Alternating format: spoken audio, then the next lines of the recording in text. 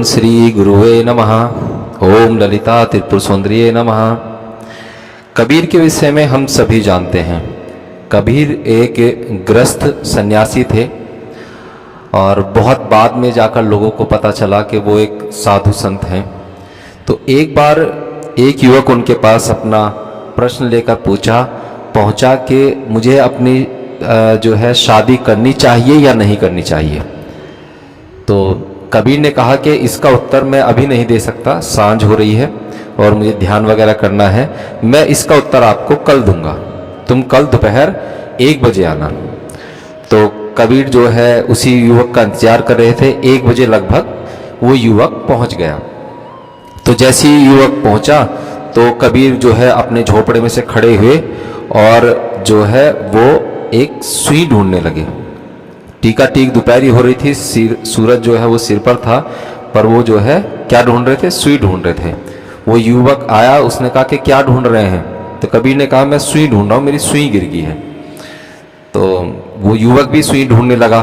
तो कबीर ने जो है अपनी पत्नी को आवाज लगाई और कहा कि सुनती हो, जरा लालटेन जलाकर ले आओ, मुझे जो है सुई ढूंढनी है।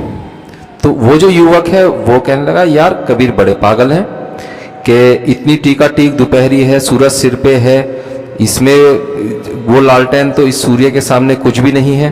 और वो अपनी पत्नी से कह रहे हैं कि तुम लालटेन लेकर आ जाओ।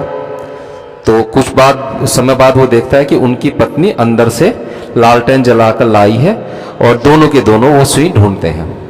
तो युवक बड़ा परेशान होता है कि ये दोनों के दोनों ही पूरे के पूरे पागल हैं कि जो इतना सूर्य है, इतना दोपहर है और इसमें जो है अपना सुई ढूंढ रहे हैं। तो युवक चलने को होता है, तभी कभी कहते हैं कि रुको, कि अगर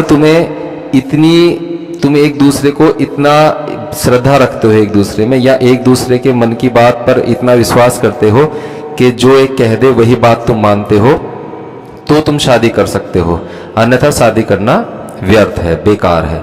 यानी कि कबीरदास जी ने कहा तो उनकी पत्नी तुरंत लालटेन जलाकर ले आई। उन्होंने ये नहीं पूछा कि बाहर तो दोपहर है या लालटेन की कोई आवश्यकता नहीं है, वो बिना उत्तर दिए लालटेन जलाकर ले आई। कुछ लोग इसे अंधभक्ति भी कह सकते हैं, पर यह अंधभक्ति नहीं है, ये एक दूसरे के प्रति विश्वास का प्रतीक है। तो इसीलिए कबीर जी ने उस युवक से कहा कि अगर तुम्हें अपनी पत्नी पर, उस लड़की पर, उस युवती पर इतना विश्वास हो तभी तुम उससे विवाह करना, अन्यथा विवाह मत करना।